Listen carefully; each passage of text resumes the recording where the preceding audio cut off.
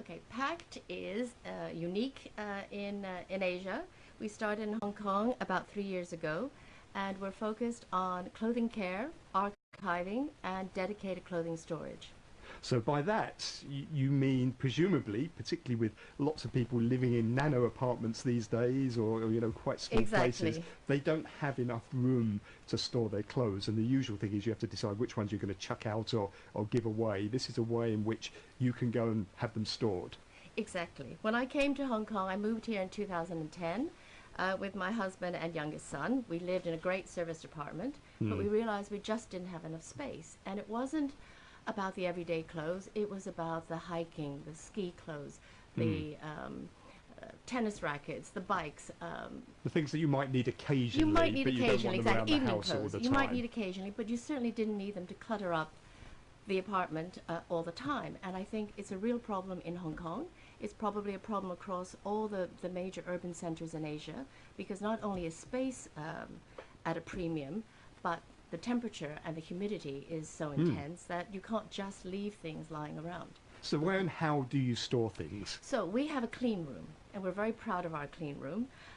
It is a pristine environment with 24/7 air conditioning, dehumidifiers, dust and odor filters, and we really look after the clothes.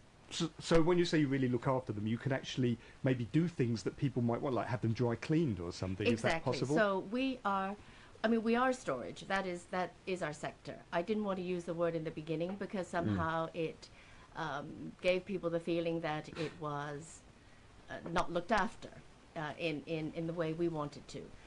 But it is storage, and it's about turning storage really on its head by offering a single item retrieval, because when you have a digital photo of each item, you can have that suit back, that black tie. I can have that evening dress back. So you don't get a big bag or a big box, or that you have to go there and rummage through all your stuff in the self-storage. So we're trying to do something a little bit different with the clothes and with the leather and with a lot of the specialty garments that people have. So if I suddenly decided, at lunchtime, I want to go out in the evening and I need a certain suit or certain item, you can just deliver it to me at short notice and have it ready? Short notice, a couple of hours. We're not quite there yet. We offer next day delivery as standard, and I'm really working toward same day service as standard, and trying to work with a top logistics firm in Hong Kong, because that would help our logistics a lot. Okay. What about if you travel abroad? Could you have an arrangement whereby, rather than keep taking clothes abroad, suppose you go to Tokyo quite a few times a year, you keep on taking suits and shirts with you. Is there a way in which you could store them and then they just be available when you arrive at your hotel, and likewise for people who come to Hong Kong on a regular basis? You should definitely be on our team. That's exactly what we're working on. We have a PAKT Traveler program, which is about point-to-point frequent travelers who go to Tokyo. I've got a terrific storage partner there, and a couple of great hotels who are participating in my trial. If you go there regularly, and there are 4 seasons, so it can be 30 degrees in Hong Kong and maybe 5 degrees in Tokyo, and you go regularly, you don't have to take the coat, you don't have to take the suitcase. You can leave it all in Tokyo, and we will dry clean or launder, and we will deliver it to you on demand. So that saves you a lot of It effort saves in you packing going through and... Narita, going through Yeah. customs, having everything checked. Great. And why did you do this? Why did you decide to set up this company? I guess when I came to Hong Kong, it was really a question about space. I had been thinking about this already in London back in 2007. And if you remember, the iPhone only came out in June 2007. So I had a logistics partner there, and we were looking at super lightweight physical pods for people to store clothes. And all the focus groups and surveys we did show that people had a lot of things they didn't want to have with them all the time, but they wanted them to be archived somewhere. And that was the concept. And then we were ready to launch September 2008. Wrong time. 2009 was still dire in Europe, and I moved here in 2010. And then it took me a few years to think about the space, and suddenly I thought, well, what about that old project? And I had a great friend, Bernadette, I hope you're listening, who told me, why don't you turn it into a digital solution? And it made sense. And that's how I got started. 3 engineers around my kitchen table. It sounds unique. I don't think I've come across this before. Are you the only ones doing this? Well, there is, the grande dame of this business is a US company, but they've stayed really in the US. So for Asia, this is Yes, fairly unique. we're really unique in Asia. And there's another company in the UK that has a similar concept. So could you partner maybe with firms around the world, in fact? Well, I think so. I mean, I think the world is big. Yep. And I think we all have our strengths, and there's no reason not to connect those dots and work together. And how do you plan to expand? What's the next steps for you? Okay, 3 years in Hong Kong. It's been a really interesting journey here. I think we will close our seed round this week, and looking to expand in Singapore, Tokyo, a couple of other cities in Asia, and perhaps working with one of these partners abroad. So tell me a little bit about your experiences as being an entrepreneur here in Hong Kong. What's it been like for you? Okay, I don't have the classic profile of an entrepreneur, and maybe I'm stereotyping. But, Is there one? I'm not sure there is. Well, there? maybe. You know, when you talk about tech startup, I think it's usually a techie person who comes up with a great idea, who makes it a bit better with an app, and is usually in their 20s. So I don't have any of that. I'm not techie, but I use tech. It enables me to get a lot of stuff done, and it enables me to have a team around the world.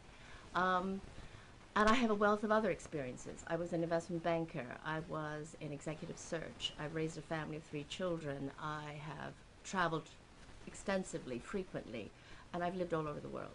I speak several languages. So I think all of those experiences actually help me as an entrepreneur and let me see a big picture and let me connect the dots. But it's not been easy because the world wants people to be really young and techy. So it's been quite tough. It's been tough, and I think being a woman and being a sole founder is even more difficult. Really, it's I'm even getting through in it. this I'm day and plowing age, through it. it still makes a difference being a woman. You would think by now in Hong You'd Kong, think by now, but somehow you have to prove yourself that little bit more. And maybe I did that in investment banking all those years ago. So you now feel you're having to do it again in a different area. I do, but I think we're getting there. Would you advise other people to do this? People listening who are thinking about maybe setting up their own company, their own business, what would you say to them? Definitely. I think it's just to do it. You have a great idea. You need to think it through. I had a great friend from Silicon Valley who told me, talk to 100 people, write down all the notes, and really think about it, get their reactions, people from all different backgrounds, before you spend a penny. And what's been your biggest thrill then from this? I guess the fact that people did tell me when we started it would take 2 years before people even acknowledged that there was a business there. And I'd say after 2 years, it's just been a lot easier. And People you've have heard proved about it. PAKT. You've proved it. Yeah, it's getting more traction. Barbara, that's great. Thank you very much for coming in. Good luck with your company, PAKT. Thank you very much. That's Barbara Larsson, who is the CEO and founder of PAKT Limited. You're listening to Money Talk on RTHK Radio 3. Let me give you an update on the markets this morning. The ASX 200 in Australia down 7 points now. The Nikkei 225 is moving ahead. It's currently up 80 points. And in South Korea, the Kospi is more or less unchanged. It's up just a single point at the moment. In the commodities markets, Brent crude oil is trading exactly at $52 and gold is at $1,286 an ounce.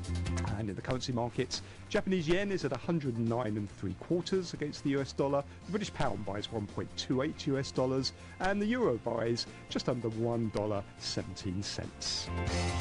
Thank you very much for listening this morning. Don't forget Money Talk Extra tomorrow morning. It's at 8:30 to 9, Hong Kong's personal finance programme on Radio 3. On this Saturday's programme, we're going to look at ways in which you can plan and save for your retirement. Jimmy Lamb is going to talk to a foreign domestic helper and hear some of her financial concerns. And in our investment segment, I'll talk to VDA, who is co-founder of Value Partners, to hear about his tips for successful investing.